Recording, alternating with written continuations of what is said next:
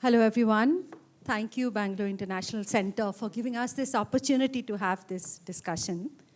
Thanks to all the panelists for being here. And I think this was one of the fastest put together panel that I have done, at least, where a discussion happened in a women's group that we have, where various comrades and collaborators said we should do this. I asked Ravi, he said yes. And then emails, phone calls happened over one evening, one morning, and we have this panel. It only shows us how much all of us feel that this discussion should be had yet again, once again, about creating safe and gender-just spaces, workspaces, home spaces, spaces for education and public spaces for everyone. Today, specifically, we are talking about sports because we felt that what is continuing to happen in Delhi has given us an opportunity to just put that together. How safe are sports spaces for people who work in sports? What do the different kinds of power imbalances do? And what happens when, in spite of having various kinds of probably legal structures and processes, they are not abided to, where fear and different kinds of other consequences that people worry about stops them from even bringing up some of these issues. What we are facing in Delhi is a lot of courage shown by a lot of people together to fight this.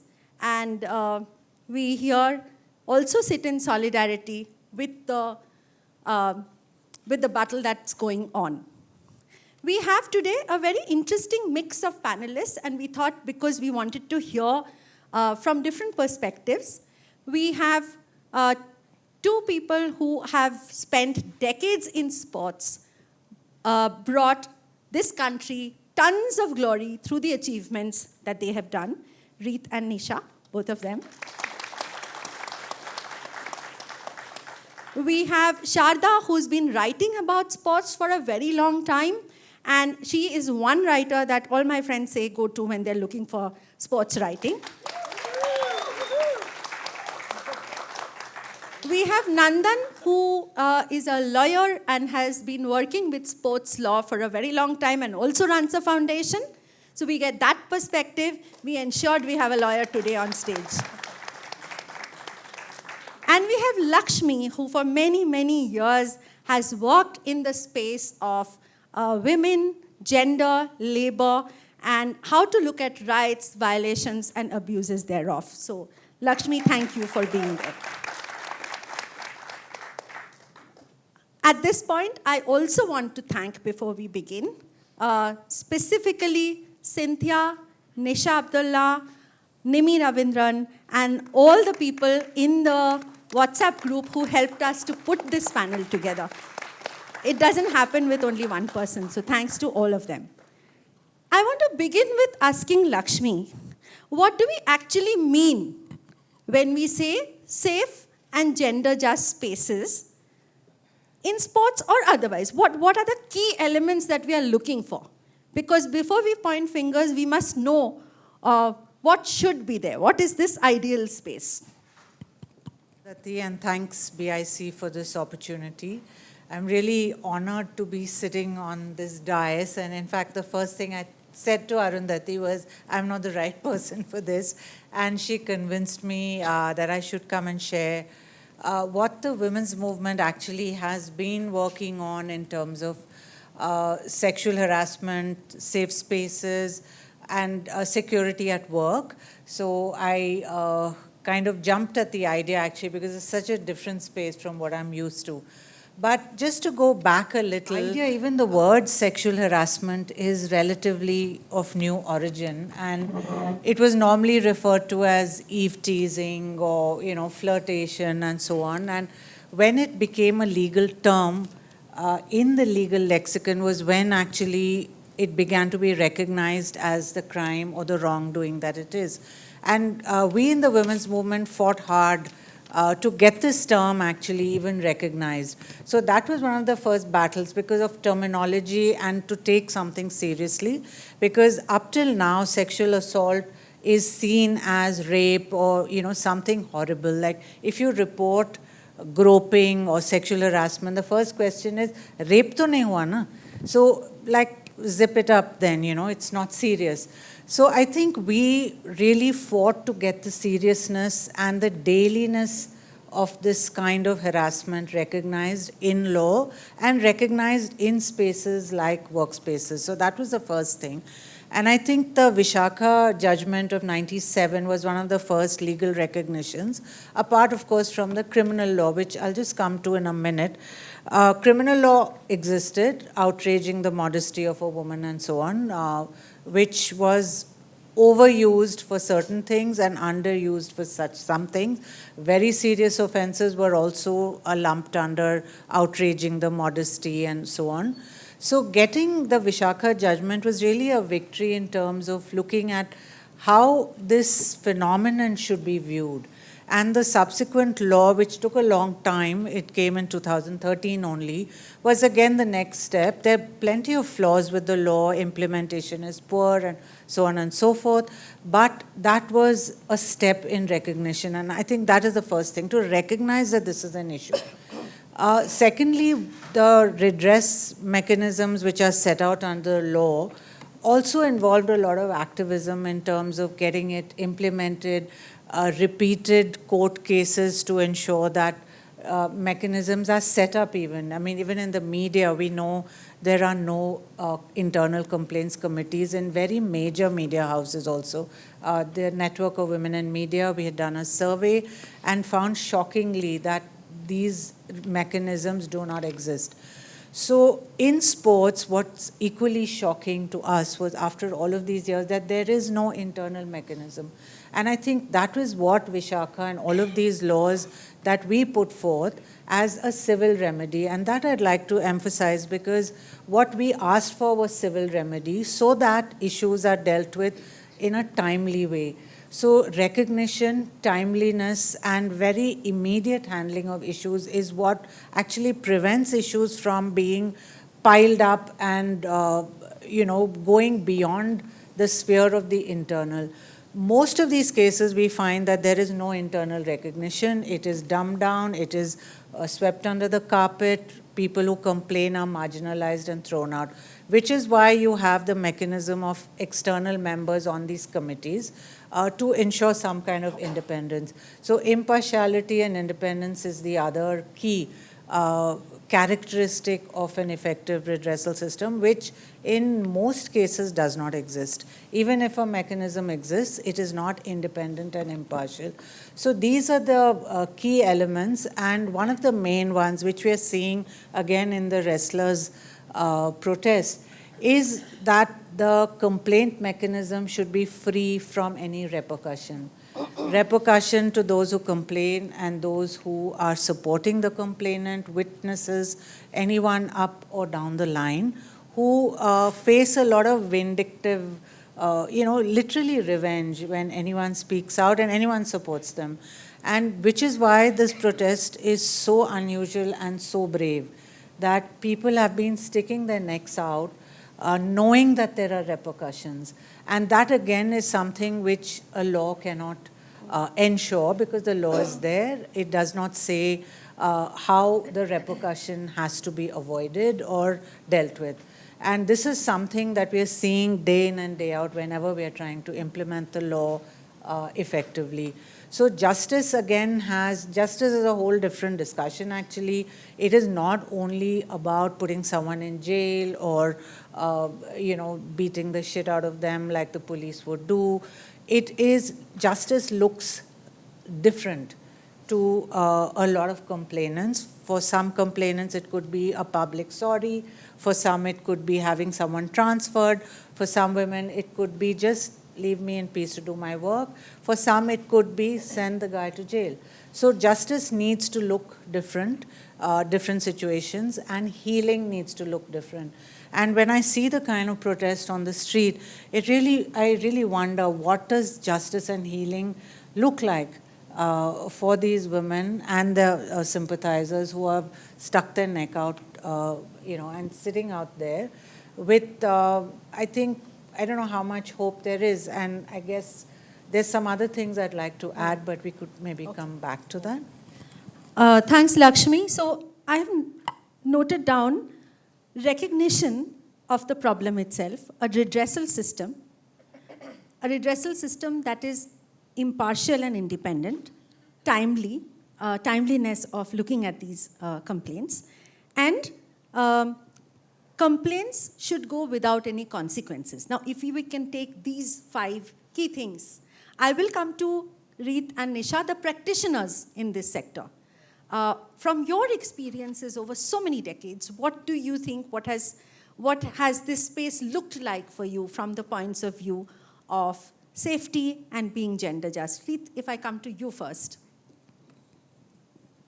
Good evening, everybody. Looking at the wrestlers protesting on the streets was really sad, because they are Olympians, medal winners for the country who have brought glory. And for me, it was nothing has changed in 30 years. We were not harassed so badly, and probably we were not aware what kind of harassment we could look at in those days to complain. But I think it was much safer. Yes, we would be, walking on the streets, chided and, groped and things like that. But sexually harassed in the camps especially, I haven't experienced at all.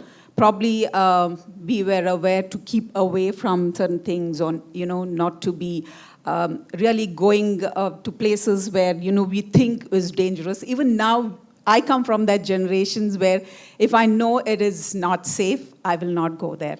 But I know the younger generations say that that is not what we have to look at.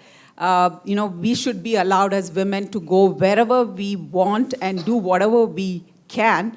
But still, I would not do that. But for the generation now, saying that they were sexually harassed, and it's just not 1 or 2 of them, the entire wrestling community. And the police are asking for proof. I think that was ridiculous. And them for such a long time on the streets, and the concerned authorities not supporting them, the government and the IOA. I thought the IOA would be the first people to come out and say, okay, you come off the streets, we will pull him down, ask him to resign. But nobody did anything. And then the IOA president, Usha, comes out and says that what they're doing is not right, was such a terrible thing, not only for those kids there on the streets, but for all of us. We were in shock. And she tried to repair that and go there and be with them, but, she was backlashed and she had to run away from that spot. But now the IOA has taken a ground that, they have dismantled the entire committee, and they have got an ad hoc committee till the next elections are held. So here, this is fantastic that we have come together to discuss this. But at the same time, I was telling the panel that it's not enough we just do a panel discussion, but, we have to show them our solidarity, maybe, take pictures, all of us here. And we said we will all wear black and say we are supporting them because they are wearing black bands, saying that they are still protesting. So for me, it is really ridiculous that a thing like this has to go on, and the entire country is watching. And I want to do something, but I know there isn't much that I can do. Probably if only we could go there and, show our support would make a difference. But in a way, little bit, we can get together and say that, okay, support is coming from Bangalore. That's one of the reasons most of the parents don't want to allow their kids to travel and go on their own for competitions.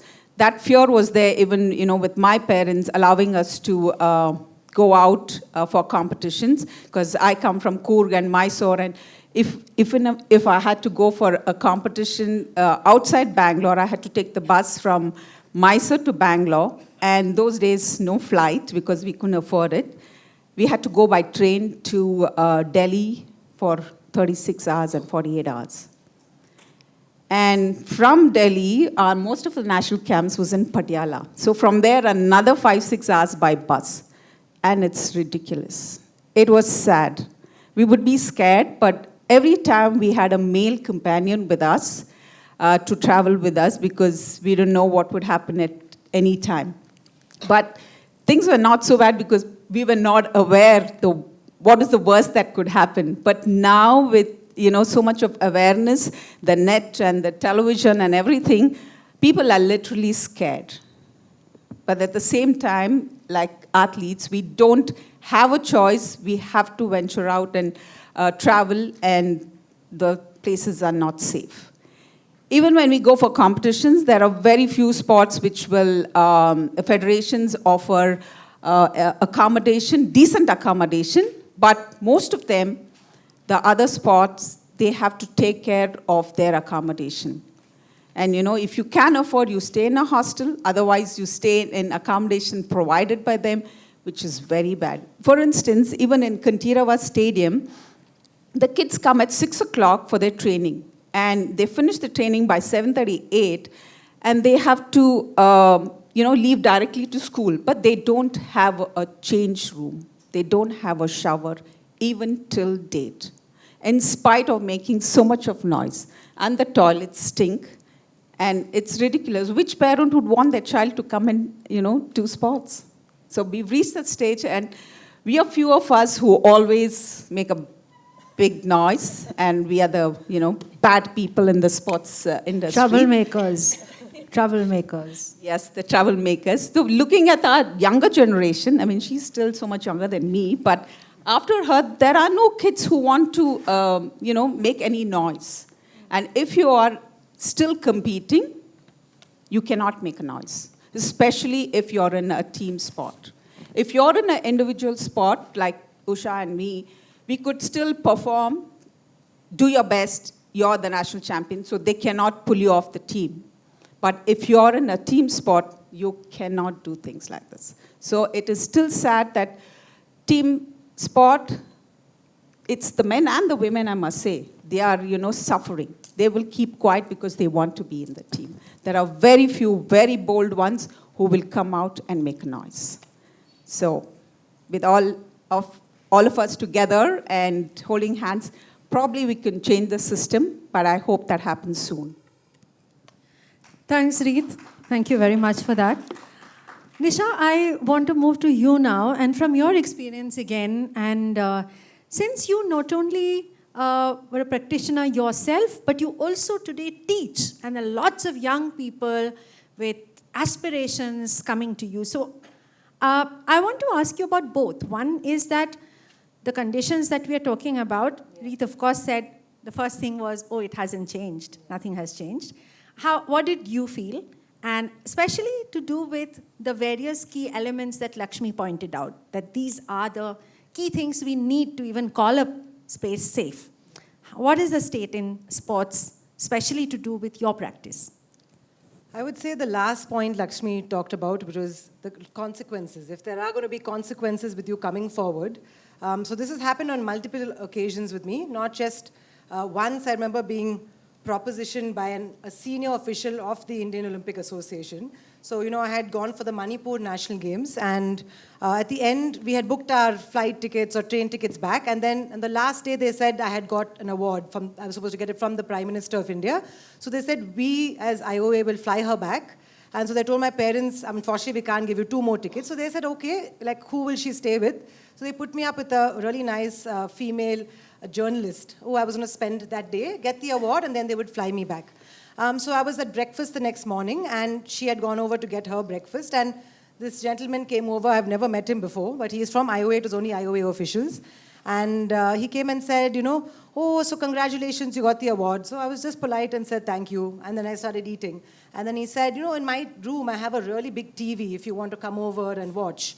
So I said, I think even in those days, my parents were very aware. Like Reet said, of course, mine was a good 10, 15 years after her, but there was still no mobile phones in those days, so very tough to get in touch. So they would say, anybody you don't know, male or female, stay away from them. So automatically I said, no, thank you very much. We have a perfectly suitable TV in our room. And I mentioned it to my parents, and they were outraged. But in those days, you wouldn't even think of going public, because once before that, I was 16 and going for the World Championships. And he was then the head coach of the Indian team. He's not a head coach, just an official who knew nothing about swimming. And he was meant to take me to Perth for this event. And my dad, who had to work, he was bringing me from the camp, the national camp in Delhi. My dad was flying from Bangalore, and I think we were meeting in Hong Kong or something like that. And so we got to go to the hotel, and first time I'm traveling on my own, so I don't know how to set my alarm properly, and obviously I didn't set it correctly on time. So this gentleman is woken up, looked around, not seen me there, and he's got my passport and tickets, but he's gone to the airport without me. So I wake up half an hour later or so, and the official bus is left, and then I freak out. There's no one to call, there's no mobile phones. My father has reached the airport, he's seen this guy, and he said, "Where's my daughter? She was in your hotel." "Oh, I thought she came." My dad said, "How? You have her money, her passport, and her tickets. So she can't even enter, she can't even take a cab ride." So I went down to the hotel and I was crying. And finally a sweet, I think she was a lady from Hong Kong, took me in a cab all the way to the airport.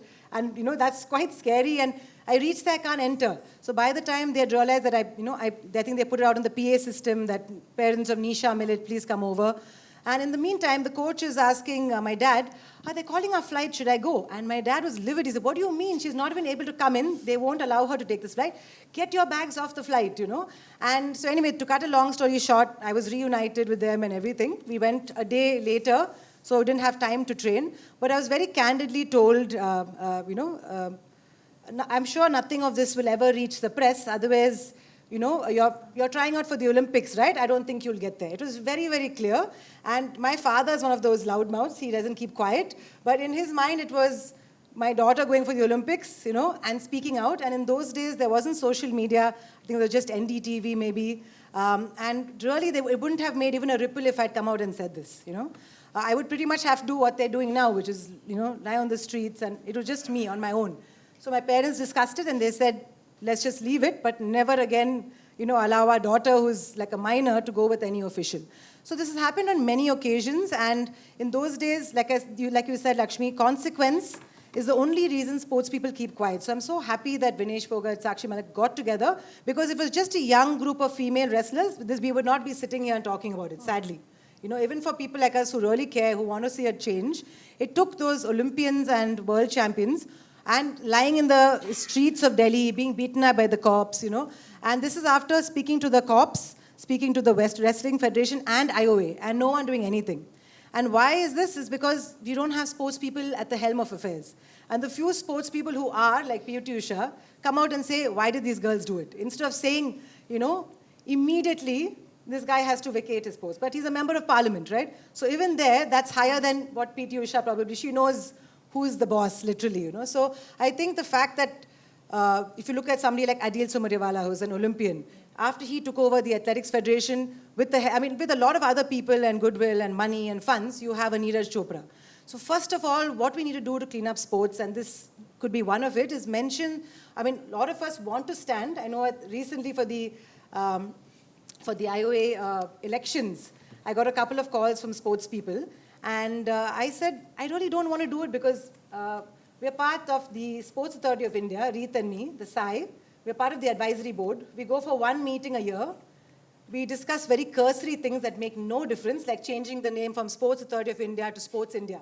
That was the extent of our contribution. Flew to Delhi, spent some time there, came back, and that was all we did. So my point too, I got a call from Gagan Narang, from, so many others saying, please stand, we need people who are outspoken like you. But I said, no, I'm not going to, leave my kids behind, my academy behind, just to go when I know how little impact, this finally has. So that's the sad part. You want to do something to change, but we understand what an uphill task it is. Thanks, Nisha. When you were speaking, I was also thinking that for everything else, from everything else, like even for, say, single women to get a safe place to stay in this country, safety comes at a premium. If you're willing to pay 3,000 rupees more, then you might get a place in a neighborhood that will seem safer. I also use the word seem. And when you were saying that, your parents said, never again will we allow a minor daughter to go with an official, which automatically means then you have to have the means to either go yourself, travel yourself, pay for it. So it completely cuts out the possibility of anybody without the means to even attempt to think of no matter how good, how talented they are, because basic safety is not a given here, unless you as parents are supervising constantly and making sure that your child is safe. Shada, I want to come to you now, saying you have been reporting on sports and writing about sports and giving your insights of the field, of the sector for such a long time.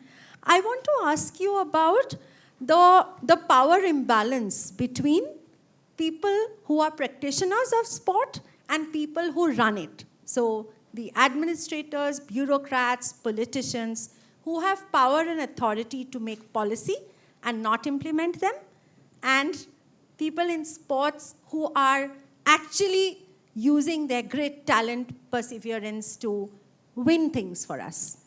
Thanks, Arundhati. Before I answer your question, I have to say that I sent a message out to one of my friends who's reporting on the wrestlers' protest. I said, listen, we're going on this panel. Is there anything the wrestlers would like to say to this panel, to make sure that the narrative is not being changed or turned flawed? And I just got this answer. I said, the wrestlers just want people to know they aren't going anywhere. They have a clear end goal and they're not going to be distracted. So that's a message. The power imbalance in Indian sport, I think in sport everywhere, but in Indian sport, because the system is so flawed and it is so, we can see in the wrestlers' case, it is absolutely, I can't even find the adjective for it. It is extremely uneven, it's extremely unfair. The people that control the sport, because there is so much talent in the country, they think they can do away with whatever talent is available. If it talks too much, if it protests too much, they just get rid of the athlete. It's not a hassle at all. I'll just give you a couple of examples, just referring to what Lakshmi said about consequences, about sort of safety, about the right to complain. Last year, there was a cyclist that complained about being sexually abused by the coach. The coach was sacked, and all the rest of it happened. Then there was another case made about a cyclist and her coach in New Delhi at a training camp, but that coach was just sort of, just given a little bit of a slap on the wrist, and he was allowed to stay, and the cyclist eventually gave up the sport. But so that is what the power imbalance is. It's not just the officials, it's the coaches that are there. So a lot of coaches in our sport are there for 20 plus years. Like the cycling coach who was R.K. Sharma, I can take his name, who was punished and he was removed from his post. He'd been there for 20 years, and the Cycling Federation people said when the girl made the complaint at a tournament in Europe, he said, oh, but no one has complained about him for 20 years. What has also happened today is, just to tell you about the power imbalance, as in, there are no consequences for the people that are doing that are basically abusing athletes, harassing them, bullying them. There are never consequences. But a lot of women everywhere in the workplace will say, yes, but it's exactly like it happens in journalism, in cinema, in everywhere else. So there is a junior football coach who was sacked from the under-17 Indian women's team. His name has come up in a club in Delhi and said, oh, we want to hire him as coach. It's like today, I got the news today. So I'm just trying to see the reason, and apparently the All India Football Federation are really annoyed. But they thought nothing. I mean, the people thought nothing of this coach being hired again. And they said, listen, there's a case going on. He's not been proven any guilty. Why shouldn't we hire him as coach? And this is a coach who's worked with under-17 girls, and he has been thrown out. So look at the kind of sort of power imbalance there is. Who is he going to coach? It doesn't matter. He shouldn't be coaching. So I was talking to Nandan this afternoon. He said there is no list of sexual offenders in our country. They have in other countries that are there. You've got a list of these are the people that have been. And it doesn't even matter if there was a list if you've got an attitude like this. Because a lot of our athletes, so someone like what Nisha was saying is because she had parents who were willing to stand up to officials and fight with them, that she was able to go from X to Y, able to get to an Olympics despite, everything. There are kids, the majority of our athletes come from smaller towns, from villages, from not the most economically strong parts of the country, and they are at the mercy of these officials. The sport is seen as a way for a lot of them to get a job in public sector, and so therefore they are always constantly on the back foot when it comes to complaint. The stakes are very high. This is their life. So to have these wrestlers come out here and to protest, no matter what stature they are, to still be doing it, I mean, I've not seen anything like it. And the response of course, the pushback from the officials is also so predictable. Reed said she had optimism about the IOA. I never have any optimism about the IOA. Bless them, but not. So, so the structures are so flawed. They are so out of whack with the rest of what the developed world is doing that when a case like this comes out, people are shocked. You're saying, why are you shocked? Because for the first time you're hearing athletes speak. Maybe it's a new generation of athletes that has come, like Reet was talking about, who said, we're not going to take this anymore. Whatever else is happening. So the power imbalance, it's so bad that every single box that has to be ticked about uneven power balance, and it's done, it's ticked. It's, there should be a case study in how not to handle a case of sexual abuse or of harassment or anything. Thanks, Sharda. I'm picking up a couple of things here, and that's what I'll come to the lawyer on our panel, Nandan, is no consequence for the perpetrator, all consequences for the complainant. If it hasn't happened for X many years, or it hasn't happened to me, or it hasn't been spoken about, means that there is no worry. And the fourth thing being that even if we know something has happened, to quickly try and cover it up with something else. So these four things, as women in any kind of workplace, we see that these are the problems that one faces with any kind of abuse that happens with women. So I'm coming to you, and as a lawyer, what do you think are some of the legal recourses? But more importantly, as somebody who practices within the sports world, within that context, what do you think are some of the issues that, though there may be laws, what happens when actually these things come to play? Yeah, thanks for that question, and very delighted to be part of this panel. I've almost been part of many manels, but it's good to be the exceptional man here. Just no, I think so, from the margins I speak, but I think this movement has been called the safe sports movement, and I find that quite, in some sense, ironic. It's like saying true news or healthy salad. Unless someone wants to make it unsafe, I think sports is intrinsically safe. So the fact that you have to add in sort of an adjective to it actually tells you a lot about that this is actually the consequence down the line of a system that is rotten. I think we've talked about that. It is the symptom of a much larger disease of the way sport is operated and run. And part of it is actually the structure of sport globally and the way it's governed. And not many will be familiar, but in every country there is only one federation for each sport. And that, in some sense, creates a pyramid down the path. So you have one, wrestling federation, you have in each state just one state federation in each district. So in many ways, if you are to progress in a sport, there's only one way up. So imagine a single employer. So you're dealing with power imbalance, not just the power... It's like a monopoly of sorts. So it is essentially what is called a natural monopoly, that you're better off. You can't have a world championship if you have 5 different wrestling federations. They'd be fighting with each other to produce the Indian champion who goes to the Olympics. So there's a logical reason to have a single federation. But the reality is that it requires a level of, I would say, good governance within that federation to make that work effectively. Now, the minute you do not have good governance norms of transparency, even just selection processes, coach selection, how do the right people get into the system, all of that then depends on how you access privilege.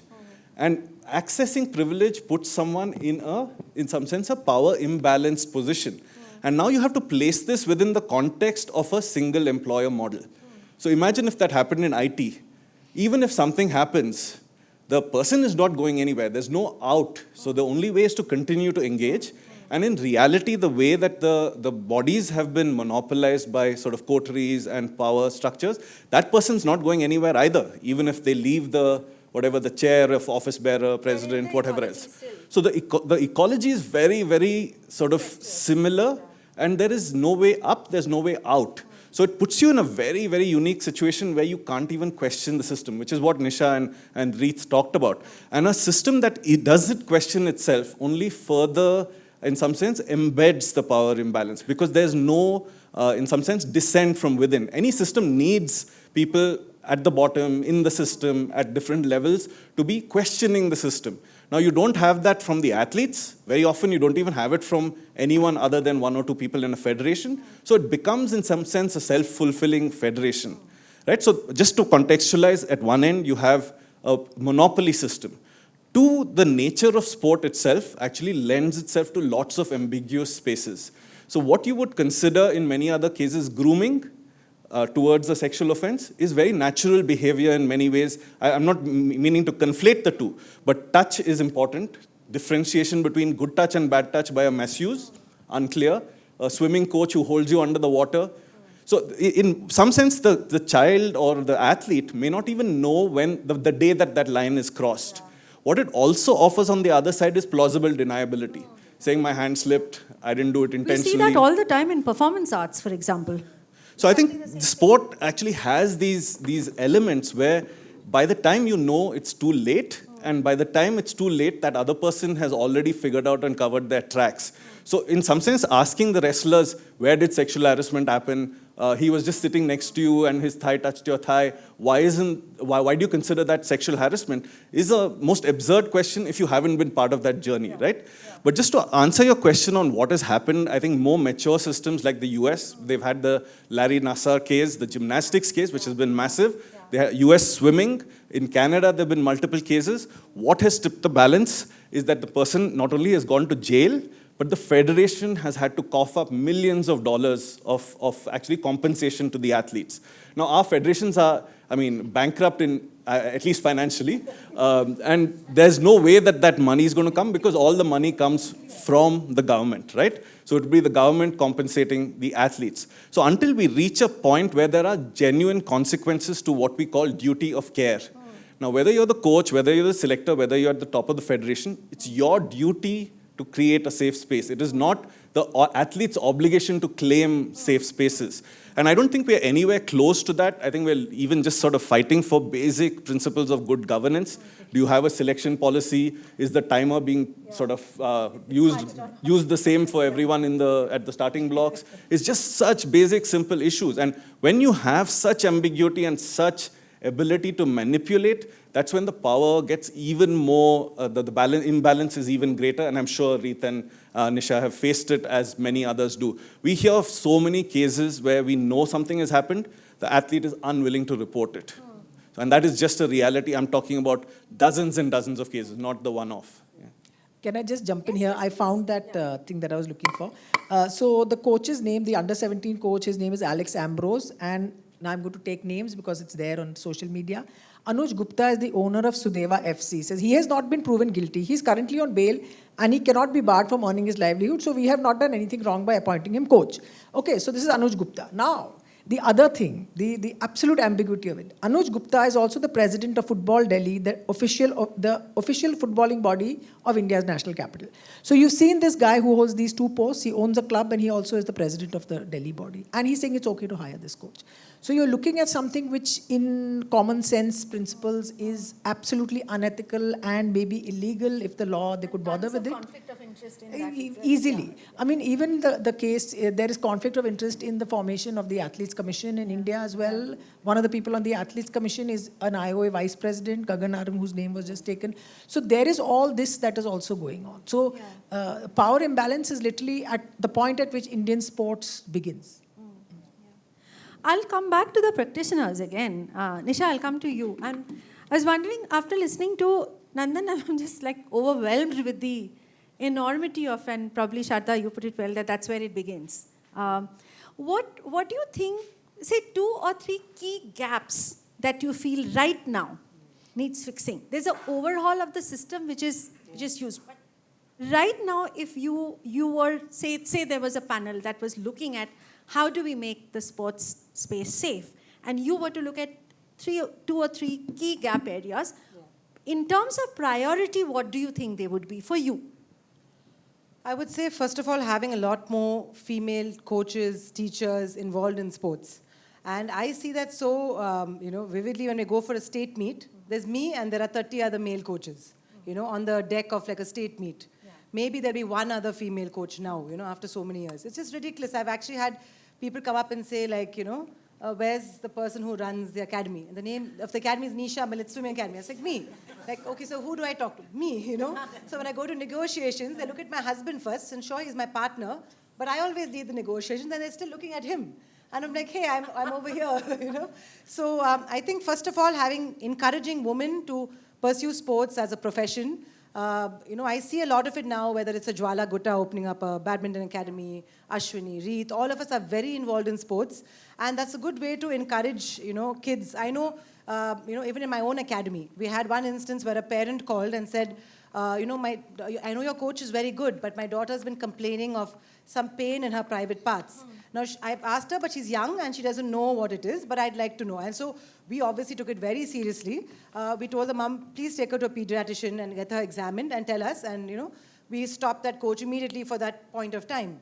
And finally, they got back. It was just a swimsuit rash where her swimsuit was chafing her skin. And then she apologized profusely. But you have to take it seriously. Another thing, a huge gap, I think, is you do see this in schools where my kids are 9 now.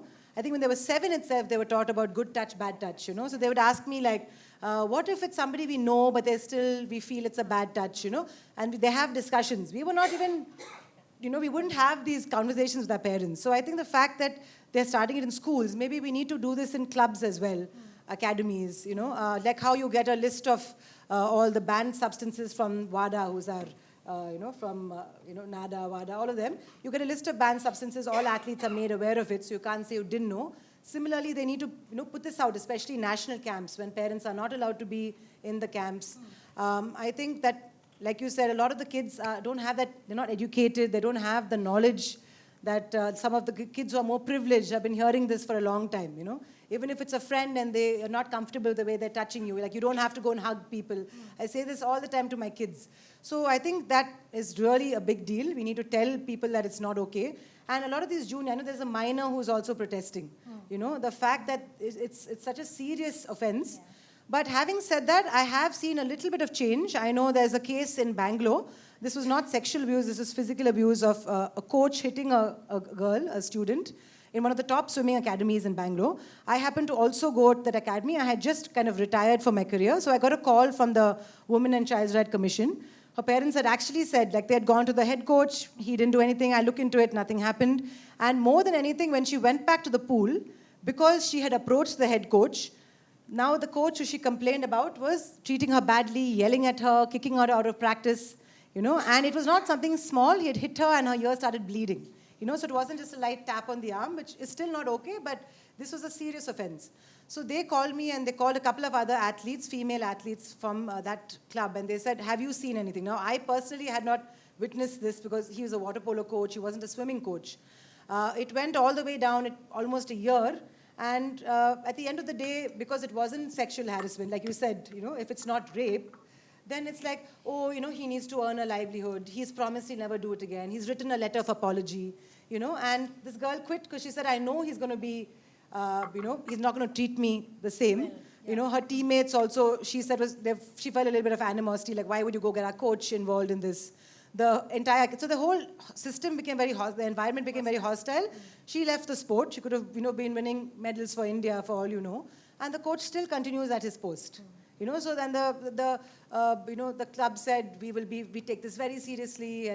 But, she had to go to the Women and Child's Rights Commission before anything was done. So there is huge gap. And I think we need to, it's like, the Me Too movement, how that set about so much of change. Hopefully this one incident will really tell sports people from wherever they are, whatever background, that it's safe to speak up and that there will be no consequences because everything's out there on social media or, covered by the press. Thanks, Nisha. Reet, if I were to ask you the same question, 2 or 3 key gap areas that you think should be the first that we attempt to shift or change? For me, it would be the associations and federations which are should be headed only by sportsmen. I'm not saying all sportsmen are good administrators, definitely not, and all good athletes are not good coaches. But there is a sense, what you need to do and what is required for the athletes to do well. Like we had started this Clean Sports India where we were agitating against politicians holding posts in the federations and associations. Well, we want politicians as patrons to support us financially only. We don't need any advice from them. If somebody comes to me and says, why don't you become a politician? I said, I'm not interested. I know I cannot do my job well there. So I want the politicians also to say that we don't want to be in that space. Dr. Parmesh is been the president of Karnataka Athletic Associations for 20 years. Sorry to say, he hasn't done a damn. And he can't even speak. He can't even support us what is right and what is wrong. He just shuts his eyes and keeps quiet. Govindraj has been there for a long time, but he does at least something. Okay? He does something. We'll have a private discussion. Yes. I'm on Shada's team with this one. No, I'm on your team, but he's done something, but not in a very the right way. So that has to stop. And we want more sportsmen to come back and give back to the sport, which is not happening. I'm saying I'm fed up of fighting and fighting for so many years. I quit in 92, but I'm still fighting for the cause. People like Ashwini and me want to be in the association, not in the main association, in the Karnataka State Association. We have no support because they know we will clean up the system and they don't want people like us. So I'm telling them, I am tired. But there are people around us say, please don't quit. Please stay there. We want you all there. So I don't know where to stop, where to start. We've reached a, place where we don't know what to do. And the other thing which is going to change everything is the former athletes and the current athletes forming an association. It's like we had one many, many years ago, but now nobody has the time. Everyone who has quit says, we are tired, we don't have the time. So we kept knocking on everybody's door because that is the scare which all the federations have, that if the athletes get together and make a noise, imagine these are the Olympian wrestlers who are fighting on the street and still they've taken so long to get some kind of recognition. If he's just a state level or just an upcoming athlete protesting, will he or she get any support? No. So unless all the sporting fraternity have their own, associations like the past and the present, because we as past athletes have a voice. The current ones will not speak up. So from the back, if we keep supporting them and, they need us there and we are there to support them, maybe things will change. But I don't know if this is going to happen soon or ever at all. Thanks, Reet. Beautiful segue to my next question, actually, to Sharda.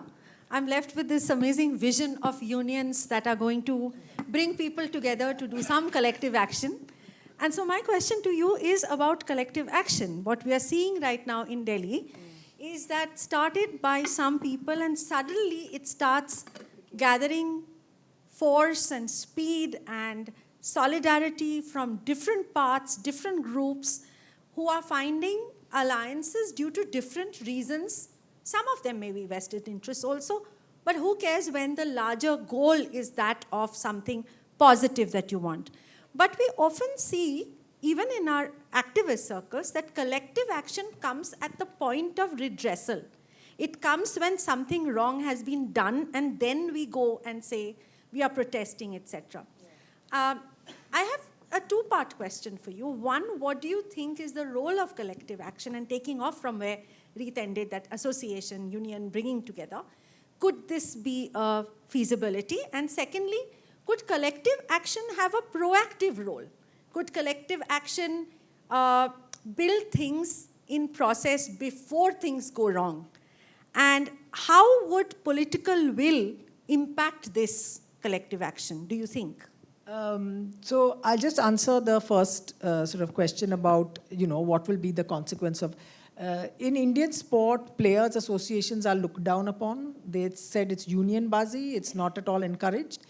Because the bulk of Indian sport is not professional in the sense you're not paid for for being an athlete in some form. Other than, say, football, which has its own football players association. It's the only one which is independent of the body. The athletes commissions that are meant to be formed there are meant to speak for athletes. So the IOA for the first time had an athletes commission which was stopped from actually supporting the wrestlers because there was somebody in that commission. If I take his name, I'll get into deep trouble, so I won't. It's a he. So it was stopped from making this protest on grounds of, it violates this cause of whatever clause of our regulations. To the point at which one of the other people came out and said, listen, we have to make this protest, and how can we not be allowed? So this is the stage at which our athletes' commissions are, which are supposed to be run by or supported by the Indian Olympic Association and all the rest of it. So Indian athletes of Olympic sports, and can I say so, cricket as well, they have no agency. They do not have any rights cricketers don't fight for their rights. So one of the people on this commission, he said to me, these athletes commissions, they're actually for developed societies. He said, here our athletes don't even know what their rights are as human beings. It was an extraordinary sort of little short conversation I had with him. He said, we are so busy dividing ourselves up into religion and caste and that, so we forget that we are people and that we have a common set of rights that we need to have. So I said, can I quote you on this? He said, not now. So it was, but I mean, at least he felt it. That was the good thing. What athletes commissions or even player associations do internationally is that you are able to collectively bargain to start with for what you will be paid. So the cricketers have tried to start 3 associations. 3 times they have failed. They've started one association which is now only for retired cricketers because they are not going to fight for collective bargaining. It happens in the rest of the world. Athletes associations are great that if you are able to find the athletes that know their rights and are willing to stand up and talk about it. Hopefully the fact that we've all been like dissing the Indian Olympic Association Athletes Commission and saying they're useless and they have not said anything about the wrestlers. You've seen some of them coming out and saying, we want to say something about it and we want to be able to put our voice. This is what we are there for. They were basically elected in a strange manner. There was a electoral college. I mean, this is sounding like an election for but it's exactly what happened. They had a list of about 32 candidates who were going to stand for elections for 10 spots at the Athletes Commission. And suddenly we were told at night, no, it was a unanimous election. 10 people have been elected. Everybody else pulled out. So that's the kind of stuff that goes on behind the scenes because there are political people involved. So what Reed said about, no politicians, it's a dream scenario. Nandan will tell you that there is a draft document sitting somewhere. He knows exactly where it is for a sports code that was to be formed. Which said, in 2017, the draft version of it, good governance, GGS or something it's called, What is it? Good governance in sports. Yeah, it's a long, what is the title? The whole title. GGS, good governance in sports is the last 3 letters. So, which said that no one who holds public office will be allowed to be in a sports committee. And there was so much pushback against it and not necessarily from only public servants, but other people as well. So all that is there. It's sitting, waiting to be sort of done in a way to help and benefit Indian sport. But I don't know where that is at the moment. Nandan will tell us. It's actually a draft document that says we don't want politicians involved. And the wrestling case is literally the perfect example. It's like the perfect storm in the worst possible way of the worst thing that will happen when politics and sports party politics and sports mix. Thanks, Shada. Lakshmi, I want to come back to you before I pose the last question to Nandan on the way forward. We did want to call this panel also talk about gender justice, which is beyond safety, which is beyond women, which is for a much larger idea of what kind of a space the sports space could be. And we have seen many other battles being fought as well. Battles to do with gender determination, battles to do with what happens to queer people in sports and how are they handled and dealt with. So these are also questions that come up. So what do you think could be some of the things? I mean, I know while we are talking about very basics, this is throwing ourselves, but we have to keep hoping and not just think about now, but 10 years, 20 years, to keep dreaming about that. What kind of implications would a gender-just place have then for sports? Yeah. Actually, this is a really interesting question because I think when we talk about gender, often we're only talking about women. We're not looking at a broader scenario. But I think what we're actually talking about, and I think everyone, all the speakers have talked about, is power. And when we talk about power, we're talking about vulnerability. And right now we are in sport looking at women as the most vulnerable because they are the most vulnerable. But when you look at vulnerability, even in the wrestlers' case, we're talking also about minors. And that is something I think we do need to, I'll just address the other question about gender. But minors in sports, I think, is something that is not fully covered by any law. Because if you look at this minor, the POXCO Act should have immediately swung into action. The guy would have been behind bars, which if he were not the minister or someone so powerful, he would. But so much for the law, but there is no action, So you can have the most stringent law. In fact, as women's activists, we have been, looking at loopholes in the POXCO law, looking at issues to do with consensual relationships, which are pushed under POXCO, all of that. But the basic that there is an allegation by a minor and the guy is, there's no consequence. So that is one thing, but looking at gender-just spaces, I think what we're looking at, and the law, the POSH Act as it's called for short, is about prevention. A lot of the law is to do with creating a safe space. It's not only about complaints and committees and how do you address post facto. It is creating that space. So even something like minors traveling on their own, staying on their own, having to deal with a different environment, and we hear all kinds of stories about Patiala and that whole setup there, and it's like literally, yeah, and it's like a lot of minors, it's very frightening to be in that sort of situation and then completely dependent on these guys who are completely in holding power over you. So I think the issue of minors in sports and how do you get good athletes, it's starting young. And we've heard of horror stories in China and this and that, and everyone's eyes will go goggle-eyed. But in India, there's hardly any discussion about what it means to be a child in sport, because that's where the talent lies, talent spotting is happening, so what are we doing about that? That is one. And the other about looking beyond the binary of male and female, looking at trans people in sport, looking at gender determination.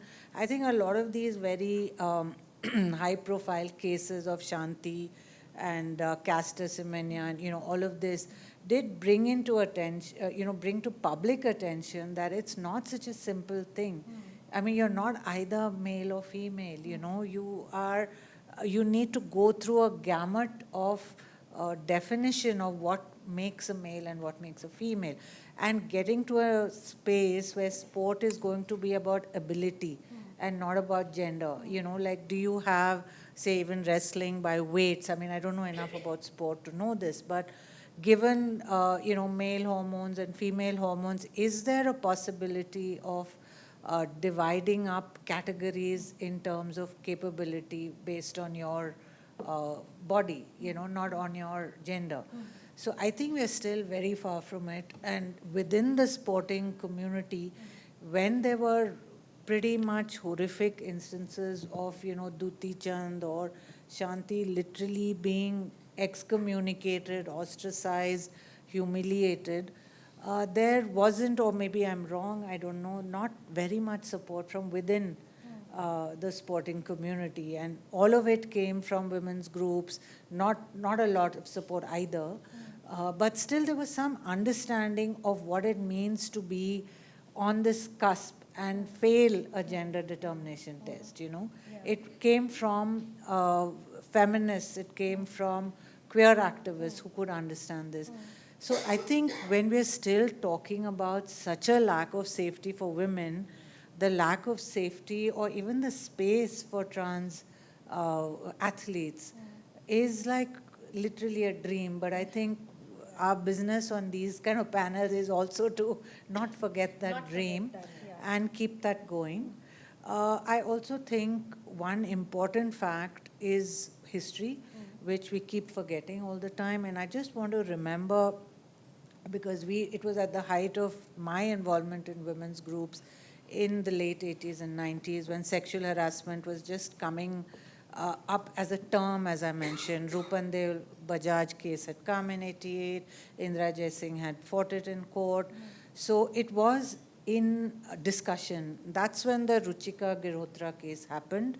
I don't know how many people remember that. She was 14 years old, a tennis player in Chandigarh. She was molested by the IGP, who had this tennis court or something in his house, and she was his daughter's classmate. And it was a huge thing at the time, but nothing happened. Nothing happened to the guy. For 19 years, nothing happened to him. She, on the other hand, went through a hugely humiliating, harassing experience. She was chucked out of school at the behest of this guy, saying, my daughter feels uncomfortable because this girl has accused her father. She was thrown out of school. Her brother was picked up by the cops, some case foisted. He was tortured. He was 13 at the time. He was younger than her. Her father was harassed. I mean, you name it, all of that happened to make her shut up. Finally, 2 years after she registered the case, she took her own life. And her friend, Aradhana, who is she really reminds me of what's happening with the wrestlers. She moved to Australia, but there were 400 hearings in the case. And I don't know how many X number of adjournments. She would fly from Australia each time to keep this case going. Finally, in 2009, 19 years after the incident, this guy was convicted for 3 months with a fine of 1,000 rupees. And even that he went to court to challenge. So really nothing happened in between. He was recommended for medals. He got all kinds of promotions. He became DGP. He was supported, ironically, he was outed in a way by the BJP at that time, who was, in conflict with Chautala, who was heading the government then.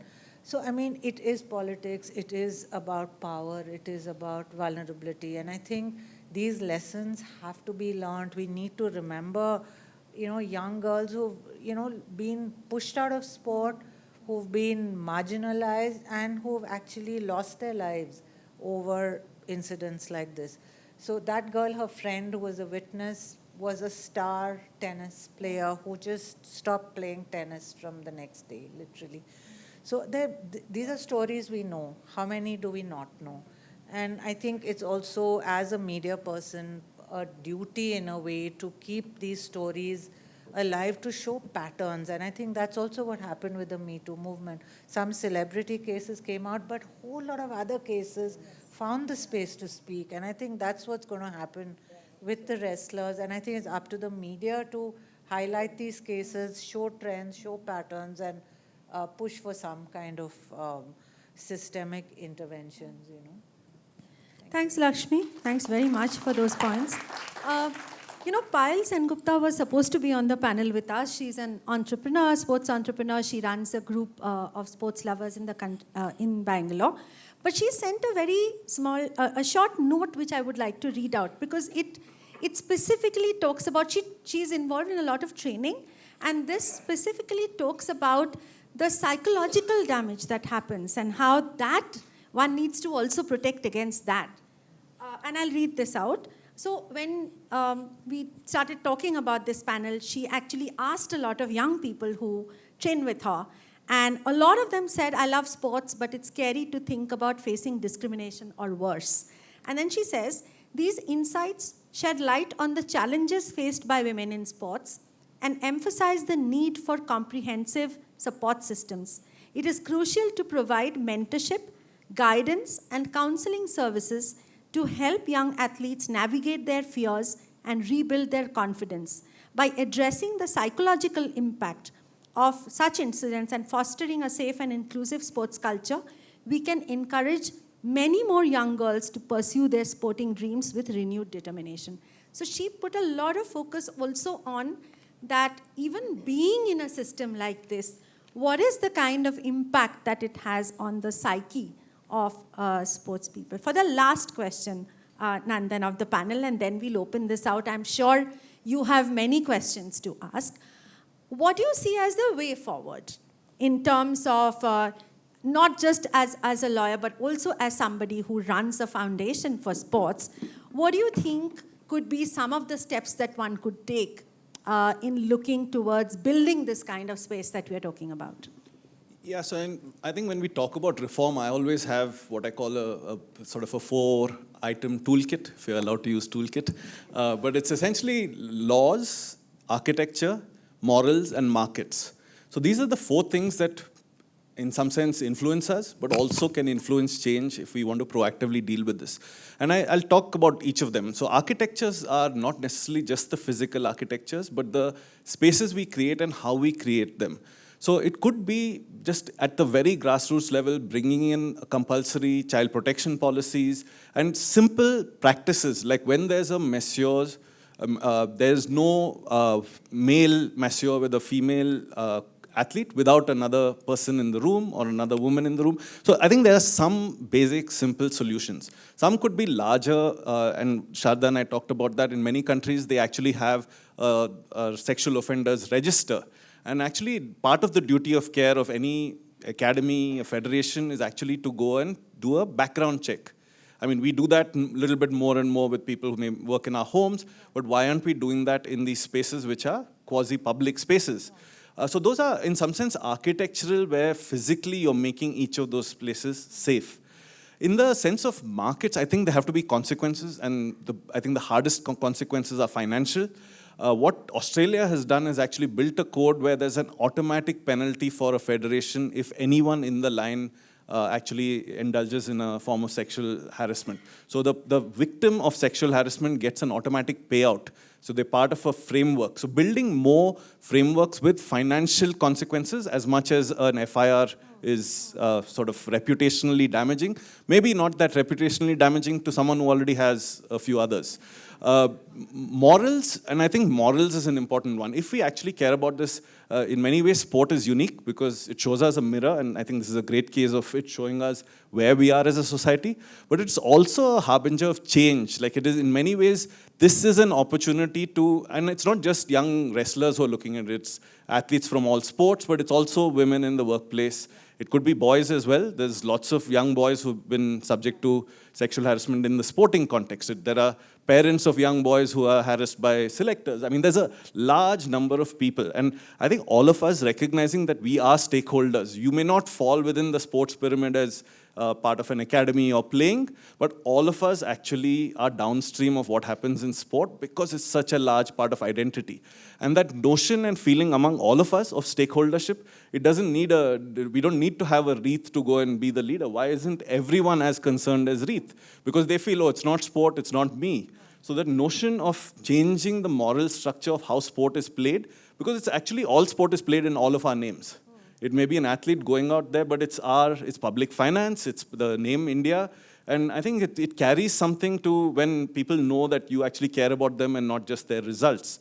And I think finally the law really, in some sense, catching up with this. I know sometimes going too hard on the law can make things worse. And I mean, I take Lakshmi's point very seriously, because if keeping it simple actually increases the likelihood of something happening. If you go extreme with remedies, try and put someone in jail, and I think lots of the reforms have shown that, it actually backfires and makes it even more difficult, right, when the consequences are greater.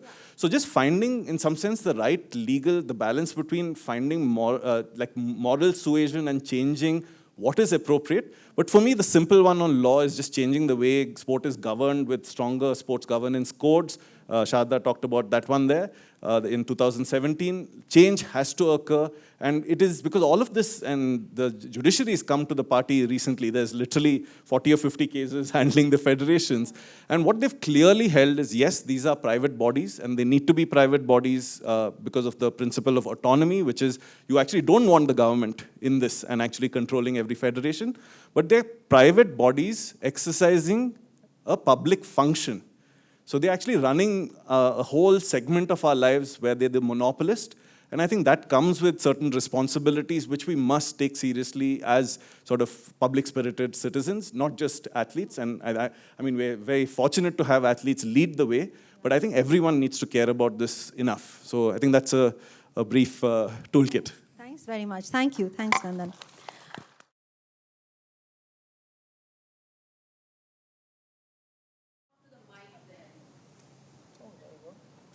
Where's the mic? Oh, yeah. Okay. Sharda, this is a question for you. Have we received any international coverage on this rustlers thing? But I haven't seen anything. Yeah, it's... Is it widespread? It's not widespread. I mean, there's something that's come in Australian through ABC. There's the BBC that's been covering the news. A little bit has come in the New York Times, but I'm just trying my best to reach as many people in Yeah, I mean, that's important whichever because, parts if it of the becomes world more to- widespread, Yeah. I think then those guys sitting in Delhi will... They don't have the shame, actually. I would not hold that. But I mean, the thing is, just to be able to amplify the story, I think it's important. Yeah. At Because least I to read get- something today that the rustlers themselves have said that they will reach out to their fellow Olympians across the world. Yeah. So that is something that they'll do because they are being advised in a manner that's methodical and careful. But shame reaching these guys is not going to happen soon. So, yeah, and you just need to be able to put it out, amplify it as much as you can in parts of the world where the story will go. So if you have any leads, I'm happy to follow. Okay. Thank you. Yeah.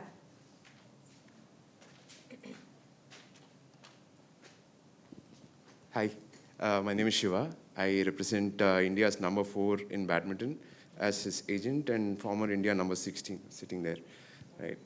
So I'm very happy that I came to this discussion. My question is directed to Mr. Kamath because of his legal background, not that he's no way, shape or form because he's a guy.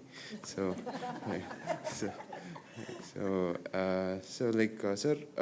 when I listen to all of this, I feel that like one place where we are lacking is the lack of a corpus. There's no corpus for funds when there is a case. So probably if we have two kinds of corpus, one is preventive, other is post facto.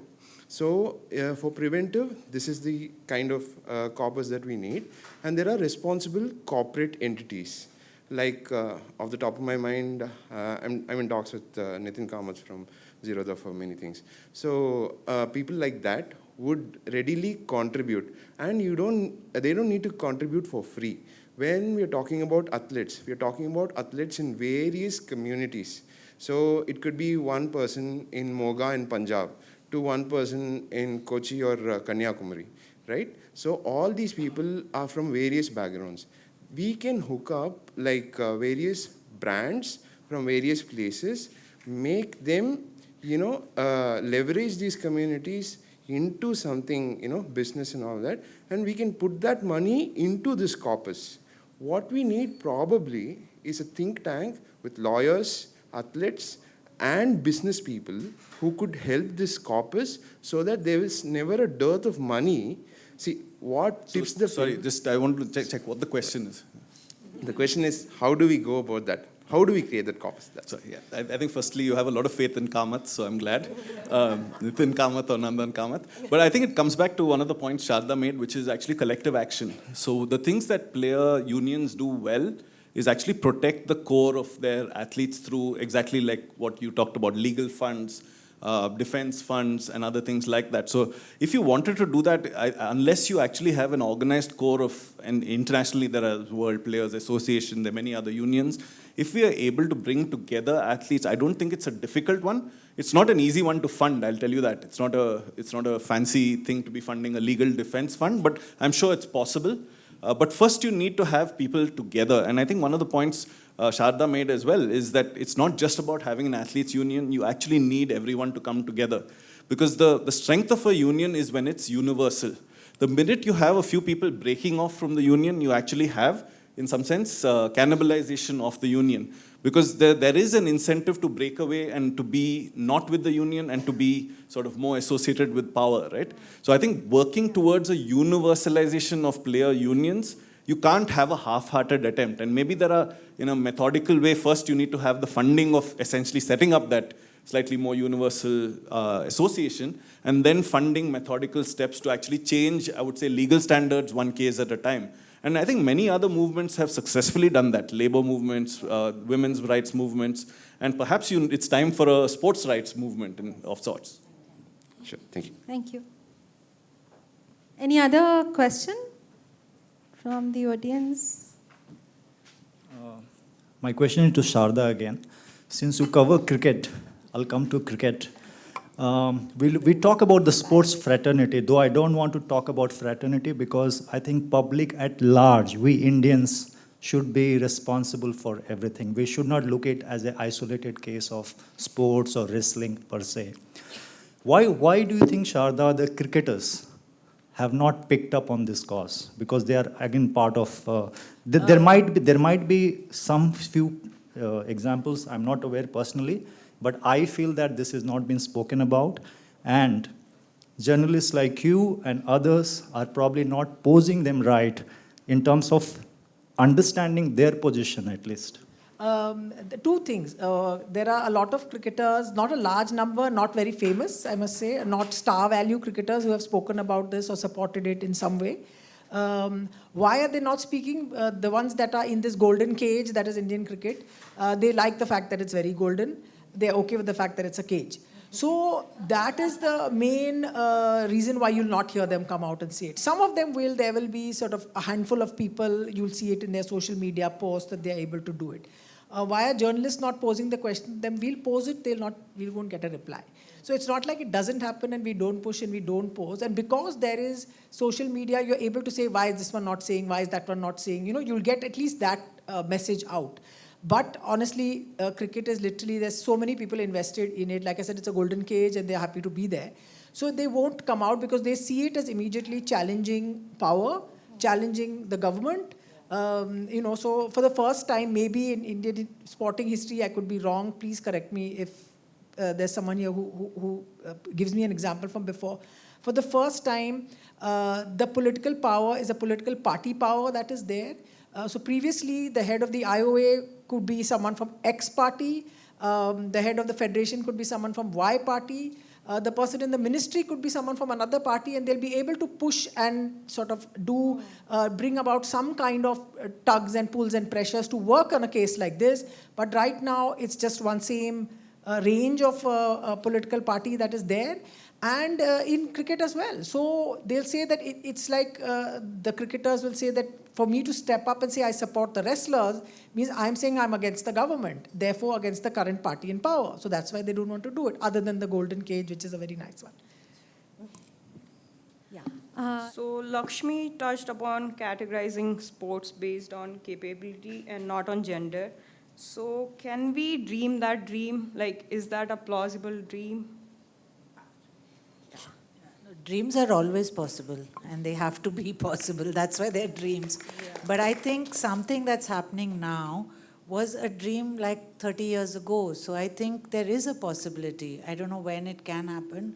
It'll need a lot of reorganization, but it could be possible. So if I may just... You know, and I'm sure sports people No, could, I think it's not as cut and dry in sports because you're talking about physical prowess winning, right? So if somebody has more testosterone, which men do, it is really unfair for a woman who has much less testosterone, which is why if you're taking testosterone injections, even as a woman, you'd be banned. So it's very, very difficult in sports when you have like a level playing field.